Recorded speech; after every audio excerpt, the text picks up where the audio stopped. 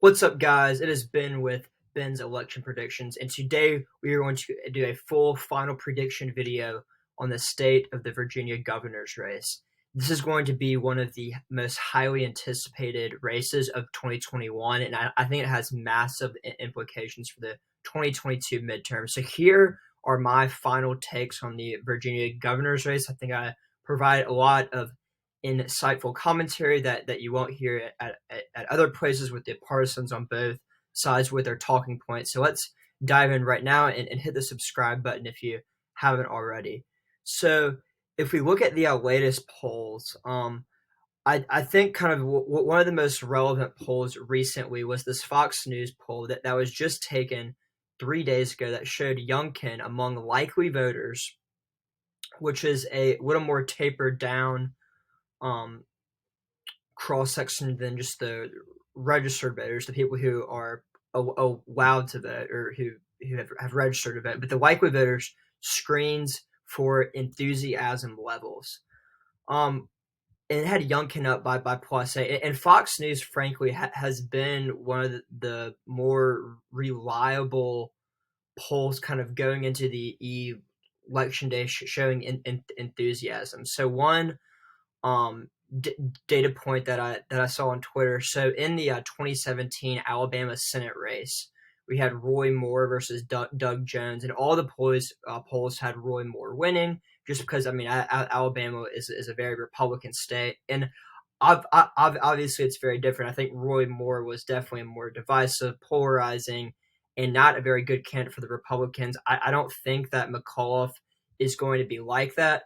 But all the polls had Roy Moore ahead, and then at the very end there was this Fox News polls um, that had Doug Jones up by 10 points. Obviously, Doug Jones just won in a squeaker, but the Fox News poll was the outlier in that thing, in that race, and it ended up showing none of the other polls showed Doug Jones winning, and the Fox News poll, while it wasn't right in the sense that it didn't get the margin correct, it showed the trends and it showed the enthusiasm. So that's why I think we should care about those Fox News polls, even though I don't think that Glenn Youngkin's going to win by 8 points.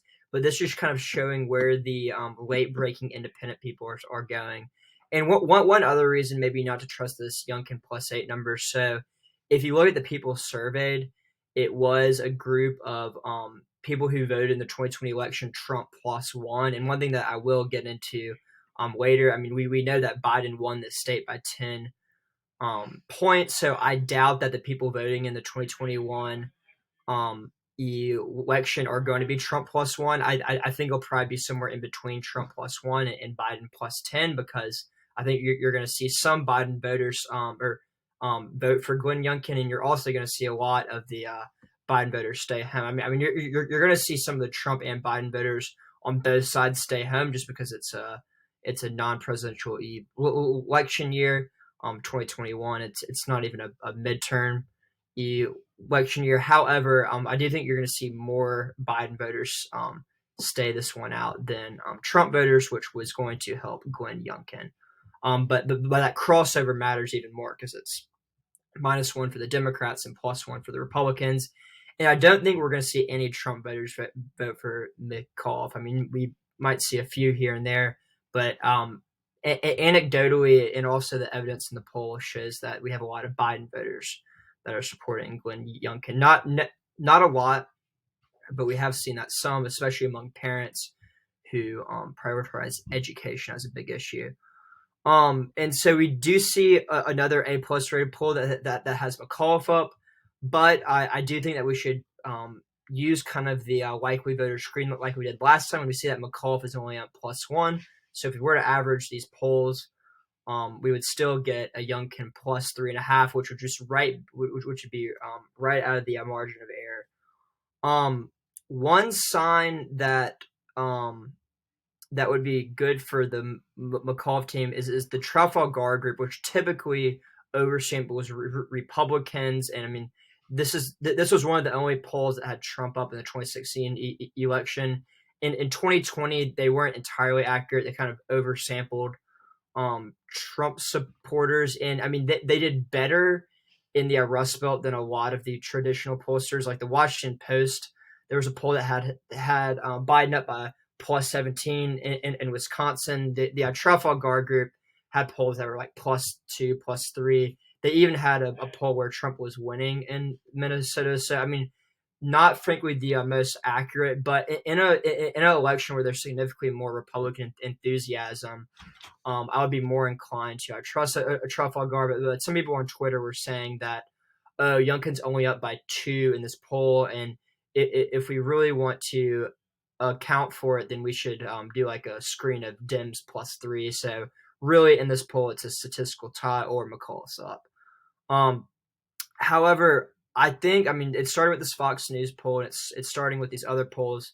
We are definitely seeing that Youngkin is surging at the right exact time. I mean, 1 month ago, he was down by 3 points. Now he's in the lead. So that was a 4 point shift. And some polls would even say it's more. And so we're definitely seeing this reflected in the betting odds. We see that Youngkin is almost at 60%. And I think he might. And this is even more dramatic than the polls, but I mean, we've seen in the last 30 days McAuliffe go from an 80% favorite, which is almost you could say, I mean, 80% plus is it's very likely to happen. But ever since we've kind of been going into election day, and as Joe Biden's been stumbling on the national stage, as when McAuliffe had the stumble in the debate where he said that parents shouldn't be in charge of their children's education. And then also the Youngkin campaign has done a very good job of, I think, appealing to the Trump base, but also appealing to more moderate voters and Biden crossover voters, and really using that education issue, which I think is going to be a big rallying point for the Republicans in 2022. I do think the issue of critical race theory is going to be an issue that Republicans win on, even though that Democrats might deny the fact that it exists in schools or is being taught in the elementary, middle school, and high school levels. We've seen anecdotally cases of it being taught, and I mean, obviously, I don't think that necessarily banning books by Toni Morrison, which is kind of what the Democrats have been alleging that Youngkin wants to do, is a winning issue. I think overall, on the issue of should we have teachers unions in charge of the education or parents, I think that people are going to side more with the parents, and McAuliffe really did not do well. So if we look at the margins market, I think that what we're seeing to shift. I mean, the most expensive one, the most likely one at first was McAuliffe, winning by over 5, and we see that this is going down dramatically. And we see the most likely one is Youngkin, over 25. Where I think that the race is going to be won is within the. I think it's going to be between McAuliffe winning by 1% or Youngkin by 2%. I know that all the trends and all the indicators are implying that. I mean, it's going to be a Youngkin win even by a significant margin. But I think because this surge is happening about 1 week before election day, and because the early voting numbers suggest that there is a pretty high turnout, and McAuliffe just because how early voting works, he's going to win the early vote between 60 and 65%. But because I think of all this enthusiasm from the Republican side, I think it's going to motivate some Democrats to vote on election day too, and I think we're going to see the vote effort on both sides be more. And so that's why I think it's if it's a very low turnout election, we're going to see Youngkin run away with it. Actually, even though the state is plus 10 for Biden, but I think as we see turnout go up because Virginia is a left leaning state, it's more of a blue state. Then I think we're going to see it start trend down here. And I really think it's a toss up. I would have to agree with like the crystal ball, Sabato's crystal ball, that I do think Youngkin has the edge. But I think if Democrats can turn out enough of their base, they can make this very competitive, and they might win in a squeaker. The implications for 2022 obviously are that the the Democrats are doing horribly right now. Even if they win this race in a squeaker, it should not have been this close.